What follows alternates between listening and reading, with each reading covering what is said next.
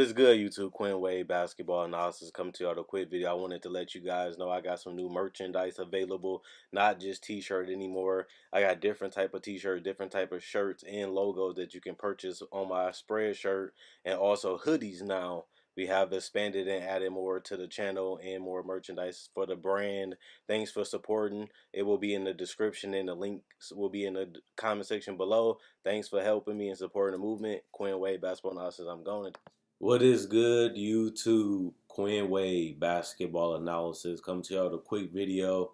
We're going to talk about Blake Quake Griffin. That's my nickname that I gave Blake Griffin years ago because of his ability to use a lot of thunderous dunks and fly in the air and come down hard. And it was mainly because of his Lob City days and even his rookie season, or even in Oklahoma, where he became the #1 pick in the NBA and lived up to the hype, starting off his season as Rookie of the Year, being a 20-10 guy. But I want to talk about a popular question that people consistently ask me or want to know: has Blake Griffin really done enough to be a Hall of Famer? Usually, when you're the #1 overall pick, they feel like you are the most NBA ready, you have high potential, or either you have both, or they just feel like you're a guy that can get there in the future. Not just potentially, but just because you have the fundamentals or the skills to be that great. But Blake Griffin was a guy that was consensus #1 pick. People were saying that there's no way he can't go. And you look at the numbers when he came in, he was already the best college player at that time. And he was a guy that had a lot of a lot of potential to be even better. And he lived up to that potential, becoming a better shooter from the free throw line, becoming a better mid-range scorer, improving his handle so he can dribble and be a point forward kind of, and also becoming a better passer, not just because he averaged assists, but it's just because his ability to see the floor at 6'10" and being able to make the right play, either scoring, driving, or just getting to the free throw line. He became a playmaker. Wasn't the greatest decision maker, but he became a guy that you can allow and trust him to make decisions on the court. And this is even with playing with Chris Paul, one of the best floor generals in the game, one of the best passers in the game at that time, and one of the best decision makers as he doesn't turn over the ball or make enough of mistakes. And that's a guy you want the ball in the hand at all times. But Doc Rivers entrusted Blake because Blake became one of the better passing, if not the best passing big man in the league for the short period of time. And a lot of people forget that because Blake went to Detroit, or they didn't win the title, or they never went to the Western Conference Finals, which is fair because you have a team like the Clippers. You should have been able to make it at least once. I remember being at the post office, seeing all these magazines of people picking up the Clippers to go to the NBA Finals and win a championship around 2015. I didn't believe it, and that was the year that the Warriors won. But I still felt like they should at least got to the Western Conference Finals at worst. But they never did that with a coach like Doc Rivers and Chris Paul being there and having another All-NBA All-Star and Blake Griffin there. They never was able to make it, whether it was choking against OKC or choking against the Rockets. They never really lived up to their full potential. And I thought that DeAndre Jordan had a part to play in that too, because you're giving DeAndre Jordan a max contract when he was only really a great rebounder. I never thought that DeAndre Jordan was a great defender, even when Doc Rivers was saying it. But that was one thing I always felt like hindered the Clippers was Blake and DeAndre was limited, and I feel like they really locked themselves into that big three. But I don't really consider DeAndre Jordan a big three player because all he could really do is just catch a lob and rebound, and that was about it. And I feel like that limited their ceiling and how far they could be. Even people say they need a wing. They need a wing. Well, maybe if you trade DeAndre Jordan, you can probably get that wing and just fill the spot with a decent center, because Chris Paul and Blake didn't need a great center to be a championship team.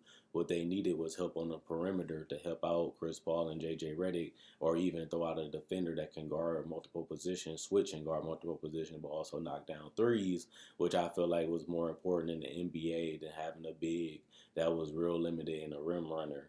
And I feel like Blake has shown that he can play with all different types of other bigs. Just because he can space out the floor now from the 3-point line, he was able to hit the mid range at that point too. But not only that, he was able to handle the ball, and he was a guy that can go post to post passing. He was a guy that can throw lobs. He was a guy that can even switch and punish smaller guys and hit floaters and hooks and dunk on everybody if need be. So you didn't really need that rim protector with him. And even if you did, you can pay a rim protector 10 to 15 million. They paid DeAndre Jordan 30. And he did become an all-star for the Clippers, but he never was the biggest difference maker. And I feel like he held them back because you don't want your big three to be DeAndre, Blake, and Chris, especially in the Western Conference when you're going against the Kobe's and the Thunders, um, the Spurs, and even Golden State, who had a great season for Andrew Bogut, but they was mainly focused around Steph, Clay, and Draymond, which is better to me than DeAndre, Blake, and Chris Paul. But other than that, when you look at his individual success, Blake Griffin has done a lot, considering that he had a lot of injuries in his career, and that's the main reason why people ask me about it, because Blake Griffin is 30 and he's going to turn 31 in a couple more, real quickly, but in a couple more months. But this is a guy that was just on an All NBA team, and he was a guy that was an All Star last year for the Detroit Pistons. A lot of people thought that he was never going to be an All-Star again. And I was a person that picked Blake Griffin to make it to the All-Star game before the season started. And I did think he was going to be able to rebound since he got knocked out of the Clippers. And he had been able to do it, giving you 24 points a game, 46% from the field, 36% from three, 75% from the free throw line, 7 rebounds, and 5 assists. And I was able to get him even on the All-NBA team, which I thought he was going to be on there too before he was even selected. But you look at this season. This season has been a big disappointment. I feel like his numbers was going to go down just because I feel like the talent got better on the roster, and the NBA as a whole has got better with a lot of players developing and is at a high level of skill right now. And there's a lot of good role players being picked up, and there's a lot of players that's good enough to play now, but they just only got a certain amount of roster spots. But Blake has been very bad this year, not being able to stay healthy, missing the first couple weeks of the season, not being able to stay on the floor, battling the same injuries with the same knee, trying to go out there and give what he can. It just looks like Blake Griffin's career just flashing before him that it might be almost over. But, I thought that he could bounce back this year and follow up with a All-Star, All-NBA season this year, how well he played last year. And you got to consider Blake Griffin played 75 games last year, which is a lot because he hasn't played over 70 games in about 6 seasons. That was his sixth season, and it took him 5 seasons just to get back to a 20-point scorer and an All NBA All Star player, which seemed impossible until he did it last year. But he's going back on that trend. He's getting 28 minutes. He's shooting 37% from the field, 27% from three, 78% from the free throw line, 4 rebounds, 3 assists, 16 points. Um, and that's just not going to cut it when you want to be one of the best players in the world.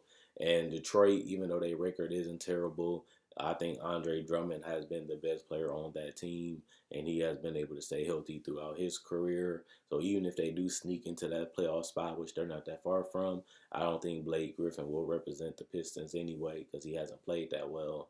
But it do ask you the question, if because Blake Griffin is only 31 after, as the season continues, he's going to be 31 this season. Is Blake Griffin going to be a Hall of Famer? And I think that that's going to be a tough question, but hopefully he can stay healthy enough to make a better argument. You look at Blake Griffin, he's a 6-time NBA All-Star. He's a 3-time All-NBA second team, 2-time All-NBA third team. He's the NBA Rookie of the Year, All-Rookie first team, and he had College Player of the Year in '09, Consensus First Team in '09, Big 12 Player of the Year in '09. He already has his jersey retired in Oklahoma, and he was a McDonald's All-American. And that's all important to have on your resume. And these are just some stats that I want people to know to put things in context. Blake Griffin has scored 13,000 points in his career, and he's only 30 right now. The thing about it is this season isn't even over at this point. So it could go up to 14 by the end of this year. He's got 2,000 assists, 2,700 assists. As a big man, that's very, very impressive. He has been able to get 5,000 rebounds. And like I said, this season isn't over. He can get to six. And he has been able to even shoot 69% from the free throw line, which after this season is going to go up to 70 compared to how he came into the league. And he's a 33% shooter from three so far in his career. And if he can fix that by the end of the season, that percentage possibly can go up. But this is a guy that can basically be a 20,000 point scorer, over 7,000 assists, over 7,000 rebounds. And it looks like it can happen unless he retires early. But if he plays another 8, 9 seasons and can just be productive at best, he probably can just have longevity and reach a lot of those goals without being a great player if he can just stay a little bit more healthier each season. But that's a big task for him because he hasn't really been able to do it. Like I said, he just now played 70 games last year for the first time in over 5 years. So it's not as easy as it sounds. But I think Blake Griffin definitely can be a Hall of Famer, but he's going to have to add a couple more All Star teams, maybe two or three to get it up to 8 to 9. I don't think it's probably going to be possible for him to be an All NBA player again unless he gets a change of scenery. I think going to the East really helped him because it's a lot easier to make it to the All Star game in the East compared to the West. But you still got to give him credit for adding another All NBA season to his career and you know, his his career last year. That was very important, being an All Star and an All NBA player for him to have a case of going to the Hall of Fame. But when you look at Blake Griffin's career, he's coming up a little short. So we still got to see how the next 5 to 6 years go. While he still has some type of athleticism and some type of burst, will his knee hold up? Will he be able to age a little bit better? Will he just be able to put up 16, 17 points a game? Or will he have to get a change of scenery and get a team that can really benefit his game? Or even, as he's no longer one of the best players in the league, maybe he get a contract that's more balanced when his free agency come up and he just goes to a team that don't need him to do as much, and then he just become a productive big that can still get assists, rebounds, and finish in the paint and knock down some jumpers from time to time. And then he can just do 15, 16 points a game for the next 5 to 6 years and still be a borderline all-star or a great complementary player where his stats just continue to improve as the seasons go on. And then he just ages a little bit better.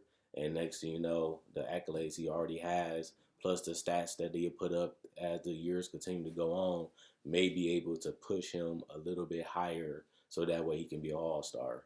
So that way he can be a Hall of Famer. So it's still possible. Like I said, people didn't think he'd be an all-star, all NBA player last year, and he was able to do it. But now it's just about continuing to just be productive. He has the all-star appearances. He has the all NBA teams. Now it's just about having the finals and assists, rebounds, points, playoff appearances, and small things like that. That longevity can really help him put up a better case and a better argument for being a Hall of Famer. But we really won't know unless he stay healthy. If he's not able to stay healthy or that knee finally makes him retire early, that could kill his chances. But other than that, I feel like his NBA career is going in a decent direction when it comes to play, but it's not going to that Hall of Fame pace that he was on earlier in his career. And he had a lot of chances with the Clippers to continue to increase his All Star appearances and his All NBA appearances, but he wasn't able to do it. And that's why I feel like Detroit really helped him being in the East get another All Star appearance. And you never know, maybe he can get a couple more and that just make his case a lot better. But I just feel like he should be able to make it, and I think he will make it if he can just age and just play smarter and have better teammates that can make his job a lot more easier. And if he accepts that role after this season or when his contract ends, he could have a solid year. A solid career, which may be good enough for him to be in Hall of Fame. They do count basketball in college. They do count high school a little bit. They do count international, so that's another thing you gotta look at. And they do count your whole stats and your whole resume, and that might be enough to get Blake in. which is the goal. If you want to be one of the best players, he did it. He wanted to be all NBA. He did it. He became a multiple time All Star. He has made it to the playoffs. He has led a team to the playoffs. And now it's just about seeing how long he can stay in the NBA that can really produce, NBA player that can really produce. So let me know what you guys think. Do you think Blake Griffin will be an all star again? Do you think that he's done making all star teams and all NBA teams?